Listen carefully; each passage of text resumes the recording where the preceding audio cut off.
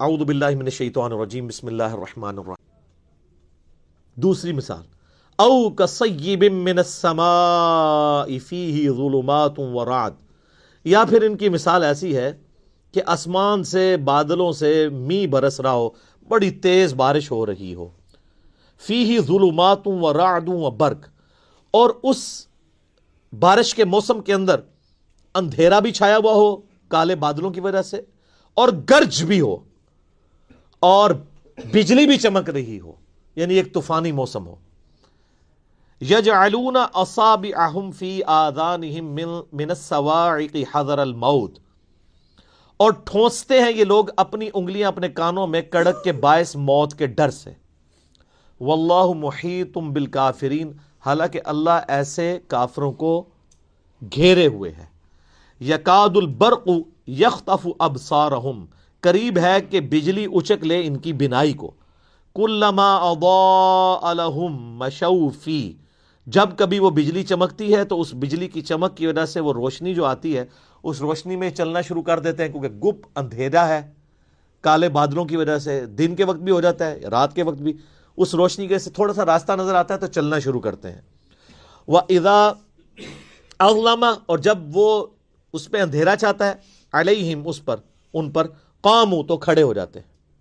وَلَوْ شَاءَ اللَّهُ لَذَهَبَ بِسَمْعِهِمْ وَأَبْصَارِهِمْ، اور اگر اللہ چاہتا تو ان کی سماعت بھی لے جاتا اور ان کی بصارت بھی، کانوں اور آنکھوں سے انہیں محروم کر دیتا. ان اللہ علی کل شیء قدیر، بے شک اللہ تعالی ہر چیز کے اوپر قدرت رکھتا ہے. یہ بڑی امپورٹنٹ مثال ہے. اللہ تعالیٰ نے مثال دی ہے کہ منافقین جو ہے نا وہ دین پہ کنارے کنارے چلتے ہیں. سورہ حج میں بھی آیت ہے کہ یہ کنارے کنارے چلتے ہیں، جس طرح آج کل مسلمانوں کی اکثریت ہے. اگر کوئی نوجوان بچہ دین کے اوپر چلنا شروع کرتا ہے، وہ کہتے ہیں یار کیا تو نے جوانی میں روگ لگا لیا ہے، داڑھی رکھنی کو ضروری ہے، بس اپنی چپ کر کے نماز پڑھو. جو تھوڑے اور لبرل ہیں وہ کہتے ہیں نماز ہی پڑھنی ہے نا، گھر ہی پڑھ لو، کیوں فنیٹک بن رہے ہو. حالات و واقعات جب فیور میں ہو تو سب ٹھیک، جیسے ہی مشکل آئے تو ساتھ ہی وضو ٹوٹ گیا. تو منافقین کے بارے میں بھی اللہ تعالیٰ ہمارے ان کی مثال ایسی ہے کہ یہ اللہ تعالیٰ کی طرف سے می برس رہا ہے، اللہ کی رحمت کا، نبی الاسلام کی موجودگی ہے، اللہ کی طرف سے وہی آسمان سے نازل ہو رہی ہے، لیکن یہ وہی خالی وہی نہیں آ رہی ہے، اس کے ساتھ پھر جہاد کی اور قتال کی تکلیفیں بھی جڑی ہوئی ہیں، معاشرے کی جو پابندیاں وہ بھی جڑی ہوئی ہیں. باپ کو بیٹے سے الگ ہونا پڑے گا، بھائی کو بھائی سے الگ ہونا پڑے گا. اب یہ منافقین کا حال یہ ہے، چونکہ یہ تو دنیا دار ہوتے ہیں، جب ان کے اوپر کوئی مصیبت آتی ہے نا تو ٹھٹک کے کھڑے ہو جاتے ہیں، دین پہ چلنے سے انکار کر دیتے ہیں، اور جب حالات سازگار ہوتے ہیں تو چلنا شروع کر دیتے ہیں. تو یہ مذبذبین بین ذالک، اس کے درمیان یہ اوسیلیٹ کرتے رہتے ہیں. حالات سازگار ہوں تو دین پہ چلیں گے، اور جیسے ہی مشکل وقت آئے گا ٹھٹک کے کھڑے ہو جائیں گے. تو یہی اکثر لوگ کرتے ہیں. یہ دین کے معاملات اب آپ دیکھ لیں، جب دین پہ چلنا آسان ہو تو سارے بڑے خوش ہیں، جب دین کے اوپر چلنا مشکل ہو جائے تو بڑے بڑے ایمان والوں کے بھی وضو ٹوٹ جاتے ہیں. تو منافقین کا بھی یہی حال تھا.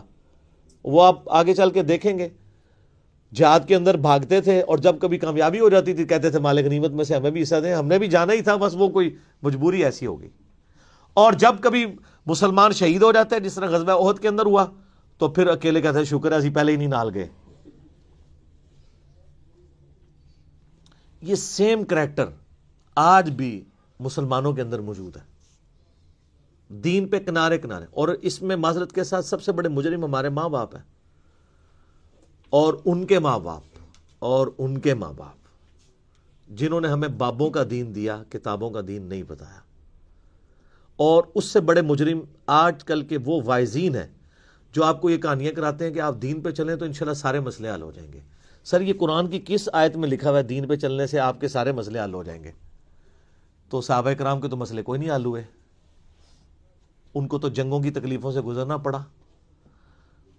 ابو عبیدہ ابن جرح جنہوں نے یرموک کے اندر رومن امپائر کو گرایا ہے، وہ تو طاعون کے مرض میں پھوڑوں، پورے جسم میں پھوڑے نکلے اور اسی حالت میں دنیا سے وہ گئے ہیں.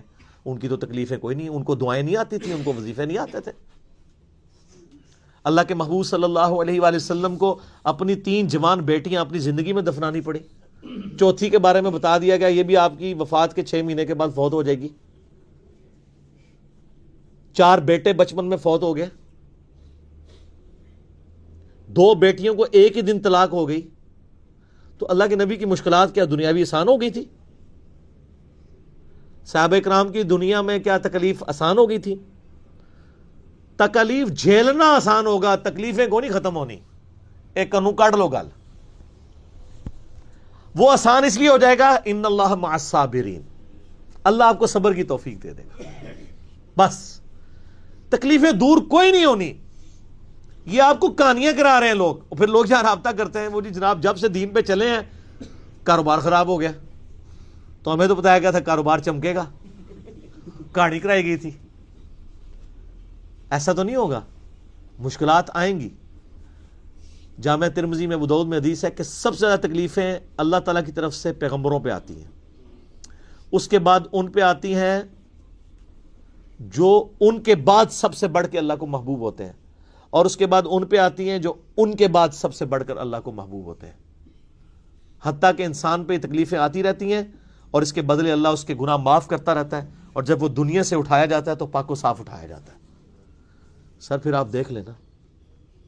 اسی لیے المستدرک الحاکم میں جب سیدنا ابو ذر غفاری رضی اللہ تعالیٰ عنہ کا چیپٹر بند ہے نا امام حاکم نے، تو پہلی حدیث یہی لے کے آئے ہیں جو میں نے بیان کی ہے کہ سب سے زیادہ تکلیفیں کس پہ آتی ہیں؟ انبیاء پہ، اس کے بعد ان کے اوپر آتی ہیں جو انبیاء کے بعد وہ یہ بتانا چاہ رہے تھے کہ ابو ذر غفاری کی پوری زندگی غموں سے عبارت ہے. تو کوئی یہ نہ سمجھے کہ ان پہ غم کیوں ہے، تو وہ اس لیے کہ یہ انبیاء کے بعد سب سے بڑھ کر اللہ کو محبوب بندوں میں سے ایک بندہ تھا. اور میرا کلپ بھی آپ ذرا یوٹیوب پہ ایک اشک بار آنکھوں سے سننے والا کلپ ہے سیدنا ابو ذر غفاری صادق کے نام سے، تو آپ کو پتہ چلے کہ ان کی زندگی میں ان کو کیسی مشکلات اٹھانی پڑی. تو تکلیفیں جڑی ہوئی ہیں، ان کی تکلیفیں تو کوئی دور نہیں ہوئی سیدنا ابو ذر غفاری رضی اللہ تعالیٰ عنہ کی. ان اللہ علی کل شیء قدیر، بے شک اللہ تعالی ہر چیز پر قدرت رکھتا ہے. اللہ کی قدرت یہ بھی ہے کہ کسی کو زبردستی ہدایت دے دے، لیکن اس نے فیصلہ یہی طے کیا ہے کہ جو کوشش کرے گا نا، پہلی کوشش آپ نے کرنی ہے.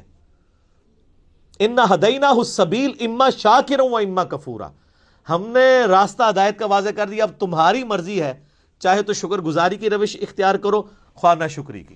اللہ نے زبردستی ہدایت کوئی نہیں دینی، یہ اس کی ضد ہے. اس نے اپنا رول ہی ایسا رکھا ہے. ابو الحکم تھا ابو جہل، حکمت کا باپ، سارے فیصلے کرتا تھا وہاں کے بڑے بڑے، سمجھ لیں وہاں کا چیف جسٹس تھا. اور اسی کے غلام ہے سیدنا یاسر، سیدہ سمیہ، ان کا بیٹا عمار ابن یاسر رضی اللہ عنہم اجمعین وعلیہم السلام اجمعین ورحمہم اللہ اجمعین. لیکن آپ دیکھ لیں اس ابو جہل کو ہدایت کوئی نہیں ملی ہے. سیدہ سمیہ کو مل گئی، سیدنا یاسر کو مل گئی، اور ایسی ہدایت ملی کہ جان بھی انہوں نے اپنی لٹا دی، اسلام کے پہلے شہید بنے، اور ابو جہل کو بات ہی نہیں سمجھ آئی. امیہ ابن خلف کو سمجھ نہیں آئی، ان کے غلام کو سیدنا بلال کو سمجھ آ گئی. تو جو کوشش کرے گا اس کے لیے ہدایت ہے، ورنہ کوئی ہدایت نہیں ہے. سیدھی سیدھی چنڈی جی اللہ کی طرفوں، بالکل کنو کاٹ لو گال. اور یہ نا یہ وہ جیسے الیاس قادری صاحب وہ مدنی چینل پہ اتنا بڑا انہوں نے لکھ کے لگایا ہوتا ہے نا، وہ بیج لگائے ہوتے ہیں، غیبت کے خلاف جنگ جاری رہے گی. سر یہ گلے میں تختی لٹکائیں کہ خدا بابوں کا خدا اور ہے اور کتابوں کا خدا اور.